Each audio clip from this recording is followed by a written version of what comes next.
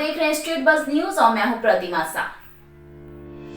जहरीली शराब से बिहार के अलग अलग जिलों में संदिग्ध मौत के बाद एक सवाल यह भी उठने लगा है कि सरकार शराब के साथ साथ अन्य नशा से मुक्ति दिलाने के लिए हर जिले में जो नशा मुक्ति केंद्र का स्थापना किया था वह किस हाल में है।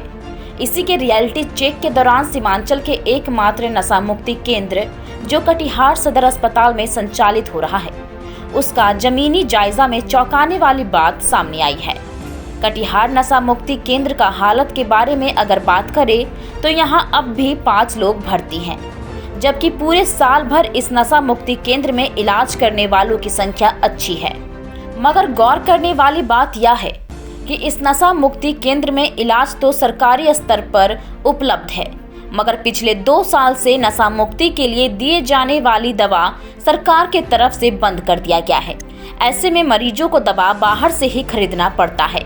महंगी दवा के कारण नशा मुक्ति के लिए आए मरीजों के परिजनों को कितना परेशान होना पड़ता है, इस पर नशा मुक्ति केंद्र के नोडल अधिकारी और नशा मुक्ति काउंसलर से बातचीत पर एक खास रिपोर्ट। इसके लिए तो मेन है कि आवंटन जो है किस स्तर से कहाँ से ऐसी बात हो गई पूर्व में कि इस जिला को नहीं मिल रहा है, तो स्टेट के प्रोग्राम अफसर से बातचीत किए हैं। वो बोले हैं कि नहीं, अब हम आगे से आपके यहाँ जब नशा मुक्ति केंद्र चल रहा है, हमले सर रिपोर्ट तो हम डेली भेजते हैं कि कितना मरीज क्या है, क्या दवा की स्थिति है, सभी डेली भेज रहे हैं। तो उम्मीद है कि इस वित्तीय वर्ष में जो है या अगले वित्तीय वर्ष तो समाप्ति हो रही है, आगे से हम लोगों को अलॉटमेंट मिल जाए तो मरीजों को दवा खरीदनी नहीं पड़ेगी, हम सरकारी दवा ही उपलब्ध देंगे। हाँ, परेशानी तो बहुत है। कब से बंद है सर? लगभग 2019 से। हर महीने क्या पेशेंट रेशियो क्या है? बीच में तो कोरोना के कारण काफ़ी कम हो गया था, नहीं तो मेरा बेड तो अभी तो 6 बेड है, पूर्व में तो 10 बेड का था। 10 बेड में 8 बेड 9 बेड तो हमेशा भरा हुआ ही रहता था। अभी जो है कोरोना के कारण कम हुआ, नहीं तो अभी भी हमारे पास 5 मरीज है।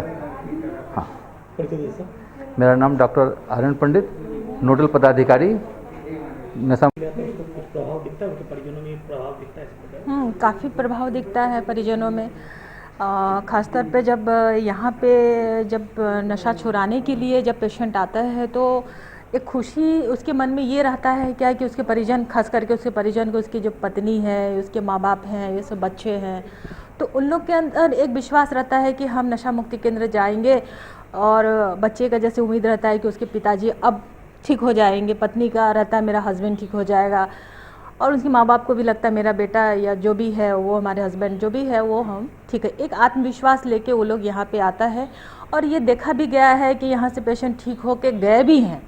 जो मानसिकता बना लेते हैं उनका तो पूरी तरह से नशा मुक्त होके ही यहाँ से जाते हैं, और कई ऐसा भी लोग हैं जो मानसिकता बना के तो आते हैं कि हाँ छोड़ना है, लेकिन जब वो अपने ग्रुप में, अपने उस तरह के ग्रुप में फिर से शामिल होते हैं तो फिर ये दोबारा इस तरह का सेवन कर बैठते हैं। तो बहुत समय ये भी देखा गया है कि उनके जो परिजन हैं उनको ये लगता है कि उनके मन में एक डर समाया हुआ है कि ये कहीं किसी भी तरह से एक जहरीला जो शराब है वो सेवन ना कर ले और किसी भी कारण से उसका बेटा हो, चाहे पति हो, चाहे वो उसका क्षति नहीं हो जाए। तो इस तरह का एक संशय भी उनके मन में डर बना हुआ रहता है। देश दुनिया की खबरों से अपडेट रहने के लिए देखते रहिए स्ट्रीट बज़ न्यूज। धन्यवाद।